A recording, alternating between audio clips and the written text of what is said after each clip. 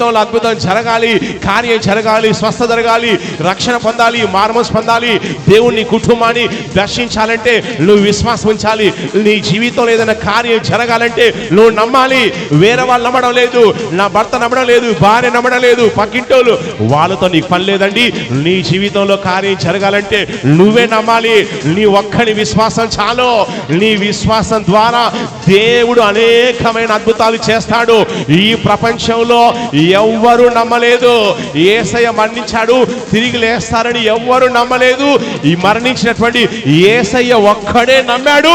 ఆయన విశ్వాసం ఆయన్ని లేపింది. ఆయన ఏమైతే నమ్మాడో ఆ ప్రకారం జరిగింది. నీ జీవితంలో ఏమైతే నువ్వు జరగాలని కోరుకుంటున్నావో, నువ్వు నమ్మినట్లయితే, విశ్వాసం వచ్చినట్లయితే, దేవుడు సెలవిచ్చిన వాగ్దానం పట్టుకొని నువ్వు నమ్మినట్లయితే దేవుడు కార్యాలు చేస్తాడు. దేవుడు అద్భుతాలు చేస్తాడు. ఆయన సందర్శిస్తాడు, విడిపిస్తాడు, ఆయన కార్యాలు చేస్తాడు. ప్రభు సెలవిస్తున్నాడు, నువ్వు చూచి నమ్మితివి, కానీ చూసి నమ్మి వారి కంటే చూడక నమ్మువారు ధన్యులని ఆయన సెలవిచ్చి ఉన్నాడు.